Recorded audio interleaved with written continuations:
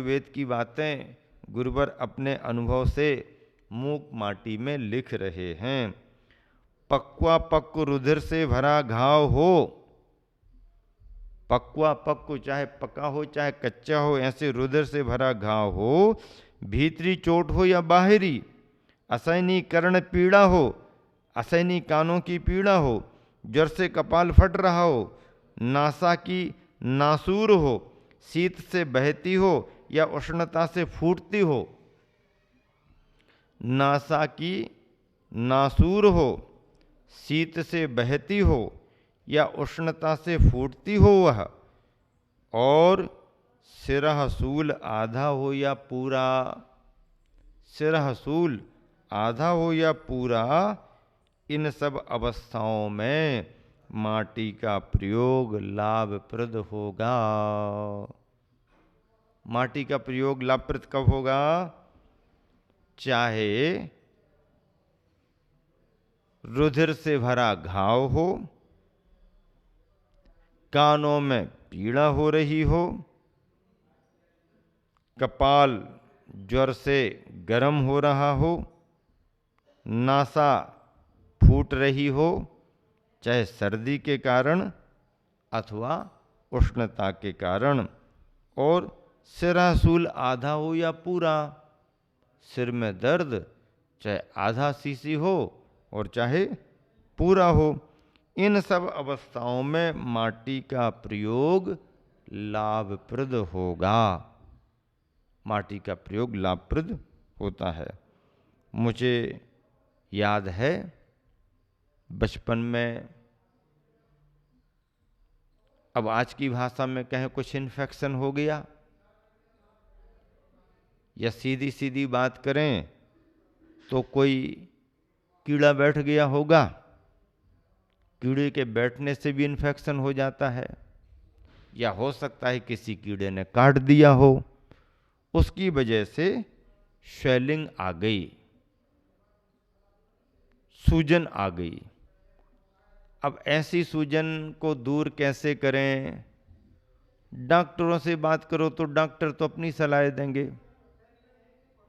लेकिन परिवारीजनों ने, घर में छोटे की बात है, उस समय उन्होंने कहा कि खेत की जो विशेष उपजाऊ जमीन वाली माटी है, कई प्रकार की मिट्टियां होती हैं जिसमें चिकनापन ज़्यादा रहता है, चिकनाहट की लेयर ज़्यादा रहती है, मिट्टी में नरमाई रहती है, कंकरों की कमी रहती है, ऐसी मिट्टी विशेष गुणकारी होती है। मिट्टी लाओ, उसे गला करके उसका लेप लगाओ, आराम मिलेगा, सर्दियां आराम मिलेगा, ऐसा कहा। मिट्टी लाई, गलाई गई, उसको अच्छा बना करके उसका लेप लगाया गया। मुझे अभी भी याद है, ना कोई डॉक्टर आया ना कोई वैद्य बुलाए, मिट्टी के प्रयोग से उसे ठीक किया गया। कैंसर जैसे फोड़ों को भी आप यदि ऊपर से मिट्टी का प्रयोग करते हो और अंदर से खान पान में परिवर्तन करते हुए योग्य भोजन, औषधि उपचार करते हो, तो कैंसर जैसे रोगों पर भी नियंत्रण होता है। मिट्टी, पानी और हवा 100 रोगों की एक दवा। नवीन भाई ध्यान रखो, आचार्य ने मूक माटी में लिखा है, बड़नगर में सुन रहे हो आप लोग, संतोष जी से पूछना छिंदवाड़ा फोन करके कि कैसे कैसे संघ में वैयावृत्ति में ग्रीष्म काल में प्रयोग कराए जाते। बहुत गुणकारी है मिट्टी, बस उसका प्रयोग उस तरीके से होना चाहिए। मिट्टी को गर्मी निकालने के लिए अलग तरह से प्रयोग में लाते हैं, और मिट्टी का प्रयोग अंदर के वात आदि के नाश करने के लिए, पेट को हल्का करने के लिए, पैरों में वात आदि का ही तो उसको हल्का करने के लिए अलग प्रयोग किए जाते। कई वैद्य तो जो अपने अनुभव विशेष रखते हैं वो मरीजों के लिए पूरा मिट्टी का लेप लगा के बिठाल देते हैं, अपने आप सूखती जाएगी फिर स्नान कर लेना। तो ये चिकित्सा शास्त्र में इसका है। नेचुरोपैथी में इसका और ज्यादा महत्व, प्राकृतिक चिकित्सा। आचार्य श्री ने प्राकृतिक चिकित्सा के भी अनेक प्रयोग कराए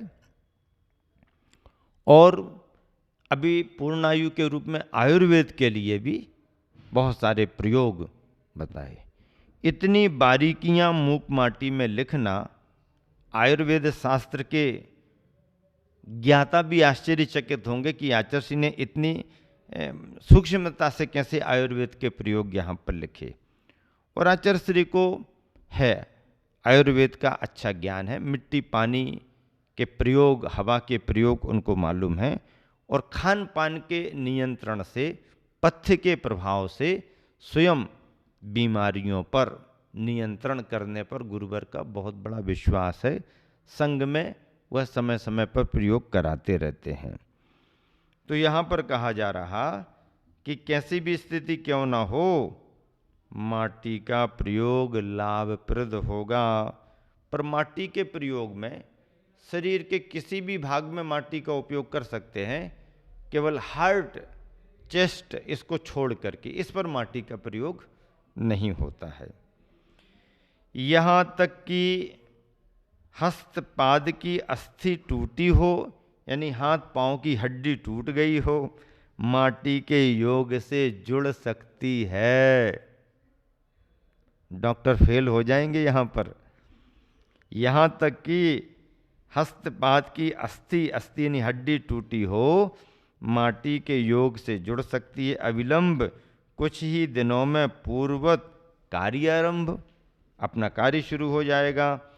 कहाँ तक कही जाए माटी की महिमा, तुला कहाँ है वह, तौलें कैसे, किससे तुलना करें माटी की। यहाँ पर तोल मोल का अर्थ द्रव्य से नहीं, वरन भाव गुण धर्म से है। कुंभ का इतना कहना ही पर्याप्त था कि माटी की 2-2 तोले की 2-2 गोलियां बना, 2-2 तोले की 2-2 गोलियां बना, पूड़ियाँ सी उन्हें आकार देकर दोनों आँखों के ऊपर रखी गई। इतनी मिट्टी की गोली बनाई, फिर उसको छोटी छोटी सी पानी पूरी बना के आँखों पर रखी गई। और कुछ ही पलों में वैद्यों ने देखे सफलता के लक्षण। सो घड़ी घड़ी के बाद नाभि के निचले भाग पर भी रुक रुक कर, पलट पलट कर दिन में और रात्रि में 6-7 बार यही प्रयोग चलता रहा यथाविधि। माटी के सफल उपचार से चिकित्सक दल प्रभावित हो, भोजन पान के विषय में भी अपना अभिमत बनाता है। कुंभ के अनुरूप की माटी के पात्र में तपाकर, माटी के पात्र यानी बर्तन में तपाकर दूध को पूरा शीतल बना। पहले तो माटी के बर्तन में दूध को गर्म करो, फिर पूरा ठंडा करो, पेय के रूप में देना है रोगी को। किंबा उसी पात्र में अनुपात से जामन डाल, उसी पात्र में अनुपात से जामन डाल, दूध को जमाकर मथानी से मथ मथ कर पूरा नवनीत निकाल, निर्विकार तक्कर का सेवन कराना है छाछ बना करके। अब छाछ बनाना ही नहीं आती है, दही में पानी मिला दिया, पतला कर दिया, छाछ बन गई। नहीं, पतले दही का नाम छाछ नहीं है। दही में पानी डाल डाल करके, मथ मथ करके उसका नवनीत भाग मक्खन निकालते जाना, बार बार देखते जाना और मथ मथ करके मक्खन निकालना। जितना ज़्यादा मक्खन निकल जाता है, फिर वह बचा हुआ भाग छाछ तक्कर कहलाती है। और उसी तक्कर छाछ को आयुर्वेद में अमृत कहा है। दही को पतला कर देंगे तो उसको अमृत नहीं कहा। आप दही भी खा लो, पतला करके दही खा लो, उसके लक्षण, उसके गुण अलग हैं।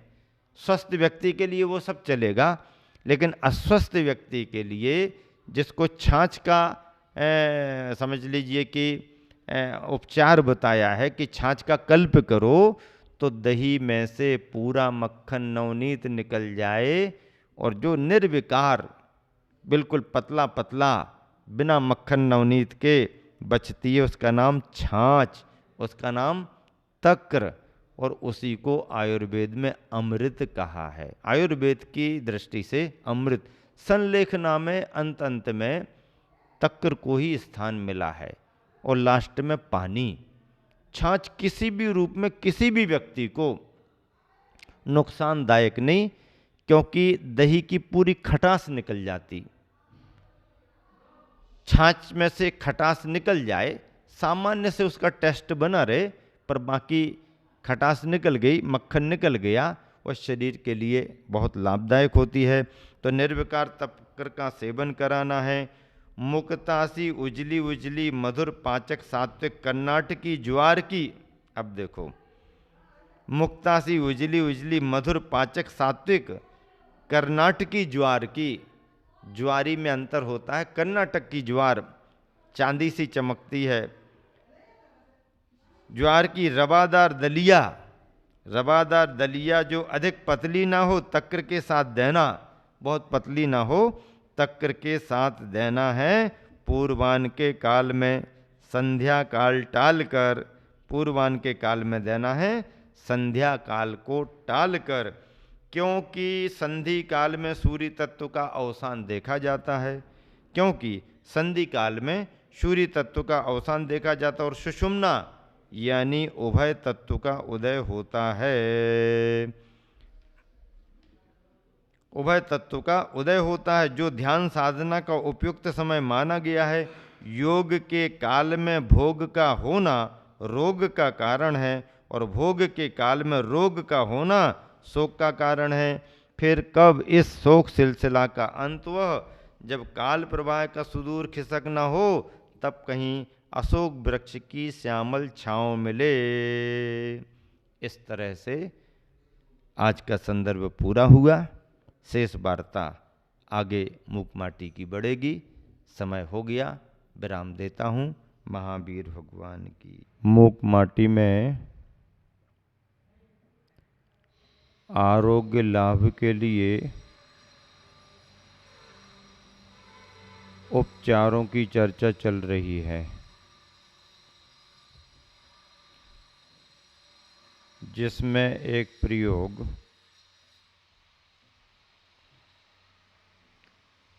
कर्नाटकी ज्वार को लेकर के भी है। कल चर्चा में आप सबने सुना था, क्या कहा जा रहा था? मुक्तासी उजली उजली मधुर पाचक सात्विक कर्नाटकी ज्वार की रवादार दलिया, जो अधिक पतली ना हो, तक्र के साथ देना है। पूर्वान के काल में संध्या काल टालकर। प्रातःकालीन का जो भोजन होता है उसमें इसे देना है, शाम को नहीं देना, तक्र यानी छाछ के साथ। क्योंकि संधि काल में सूर्य तत्व का अवसान देखा जाता है। शाम के समय सूर्य अस्त को प्राप्त हो जाता है, और सुषुम्ना यानी उभय तत्व का उदय होता है। सुषुम्ना यानी उभय तत्व का उदय होता है, जो ध्यान साधना का उपयुक्त समय माना गया है। चंद्र स्वर सूर्य स्वर की स्थिति न होते हुए सुषुम्ना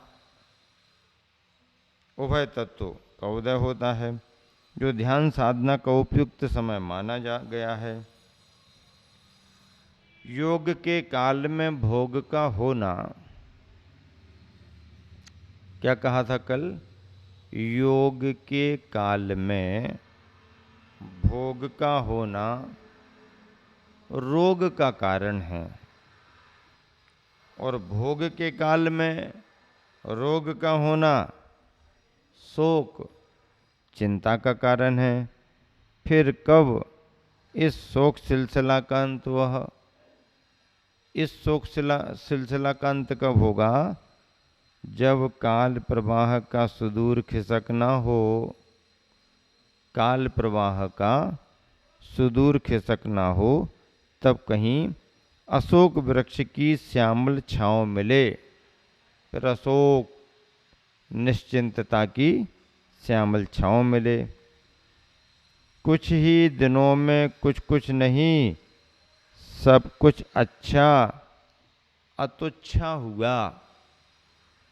कुछ ही दिनों में कुछ कुछ नहीं, सब कुछ अच्छा अतुच्छा हुआ। अतुच्छा हुआ का मतलब है तुच्छ नहीं, श्रेष्ठ अच्छा हुआ। दाह की स्वच्छंदता छिन्न भिन्न हुई। दाह छिन्न भिन्न हो गई इस सफल प्रयोग से। कवि की स्वच्छ भावों की स्वच्छंदता ज्यों कवि की स्वच्छ भावों की स्वच्छंदता ज्यों तरह तरह के छंदों को देखकर अपने में ही सिमट सिमट कर मिट जाती है। आप एक उदाहरण और दे दिया। कवि की स्वच्छ भावों की स्वच्छंदता स्वतंत्रता देख ज्यों तरह तरह के छंदों को देखकर अपने में ही सिमट सिमट कर मिट जाती है। आप शास्त्र कहते हैं हम पढ़ें औषधियों का सही मूल्य। शास्त्र क्या कहते हैं कि हम पढ़ें औषधियों का सही मूल्य रोग का शमन है। शास्त्र कहते हैं हम पढ़ें औषधियों का सही मूल्य रोग का शमन है। कोई भी औषधि हो हीनाधिक मूल्य वाली होती नहीं। कोई भी औषधि हो हीनाधिक मूल्य वाली होती नहीं। तथापि श्रीमानों धीमानों की आस्था इससे विपरीत रीत वाली हुआ करती है और जो बहुमूल्य औषधियों पर ही टिकी मिलती है, बहुमूल्य महंगी महंगी औषधियों पर ही टिकी मिलती है।